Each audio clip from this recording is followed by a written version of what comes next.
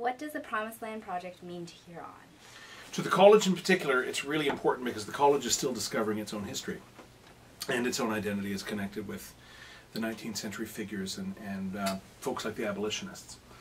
We're discovering, with every bit of the Promised Land Project, we're discovering more and more and more about the figure of Isaac Helmuth or Bishop McIlwain or the other folks that were involved around the college's founding. And it's an important part of our story. And we're coming up on our 150th anniversary, so knowing this story is very important because it actually is a facet of our identity we, I think, had forgotten. There's an interesting word in theology called anamnesis, which we use for worship in the church, but it's actually literally means, a Greek word means unforgetting. And the Promised Land Project is a process of unforgetting.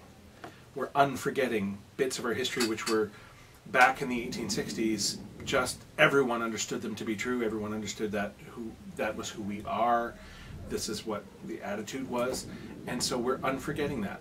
As time went on, you know, the trouble with history is the unremarkable things are not the things people talk about. But historians are most fascinated by the ordinary things of life, and it's in the process of unforgetting the ordinary things that we're discovering some kind of neat things about who we are and where we came from.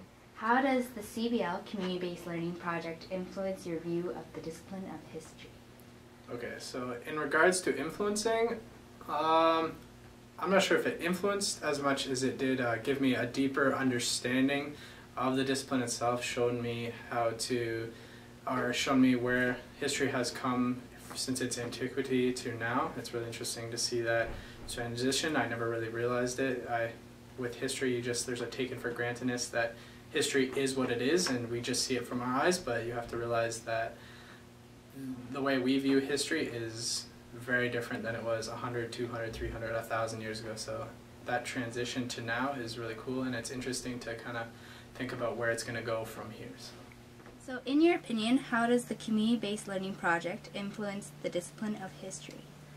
Well, I think it's changed the way we perceive the way we teach it.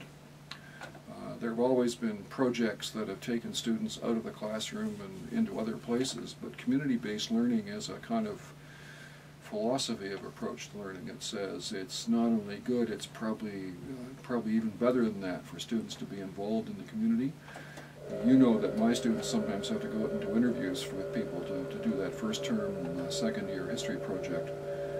But community-based learning, that's a stepping stone. Community-based learning is actually, as part of your course requirement, going out and being part of working with a community organization or a group, learning from them, doing things for them, helping them, but also then coming back and reporting here in terms of an essay or a project that you're working on. So CBL is really a kind of town and gown thing. It's a way of encouraging cooperation between the institution of the university, or in our case the University College, and the wider community.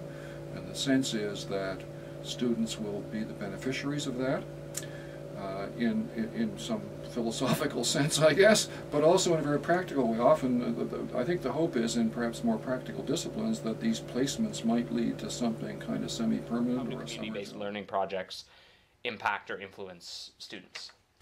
Well, I think a lot of the time students in university history classes tend to view a lot of the history they do very dispassionately. It's something that happened far away to somebody else. And I think community-based learning projects like the Promised Land Project help students see that the history is really all around them.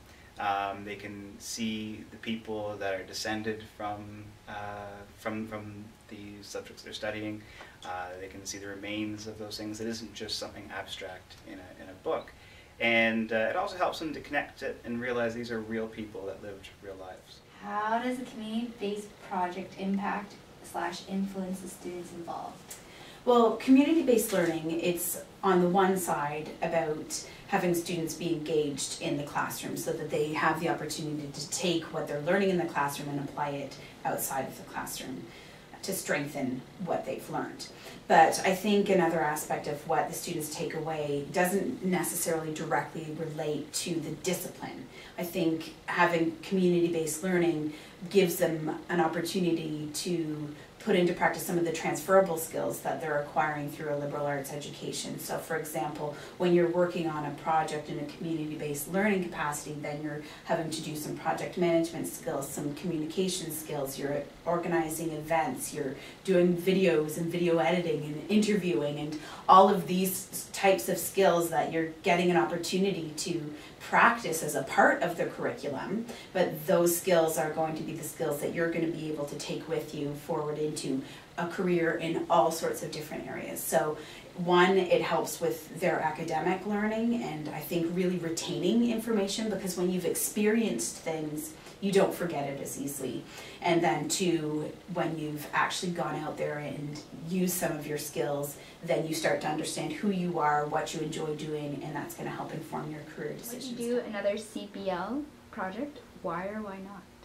Absolutely. The CBL project, it's fun and it's interactive for the students participating in it.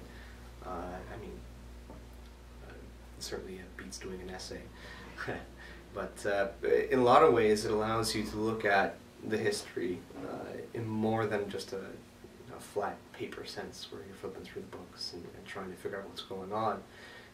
It's taking that and then applying it to the real world that we can see today.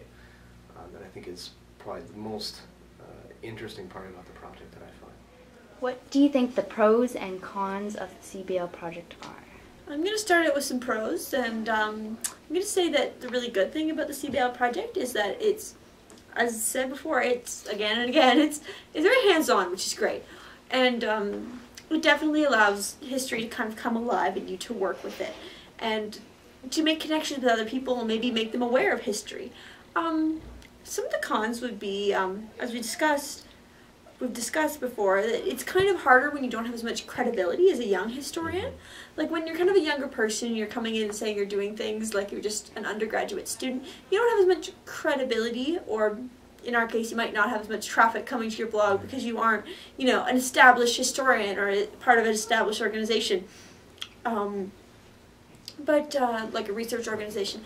But yeah, in general, I'd say one of the main cons as well would also be kind of the fact that it's self-directed, even though that is a pro because you can do with it whatever you like. Just sometimes it's hard getting things started, but once you get the ball rolling, it's a really rewarding, awesome experience.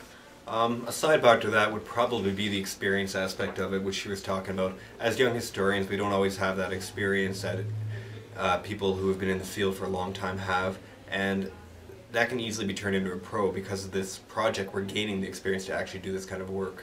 It's not simply reading a book or picking up a book and writing a paper. We're actually doing history that matters, and we're helping make something really go forward in the community. In your opinion, what do you think the community-based learning CBL project means to Huron?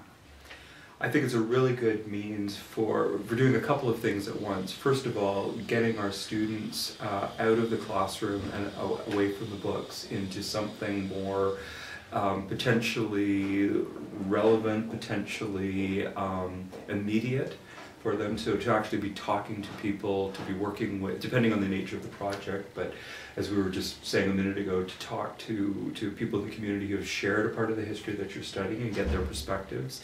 In other areas of the college's work, to maybe get people out into a workplace, to be able to apply what they've learned in theory, to see how that actually works in practice. So I think it's actually a huge benefit. And for some additional comments, we have a shameless plug to kind of introduce here. Oh yeah, we have our blog that we've been discussing, and it's historianscraft3.tumblr.com. Thank you. Thanks.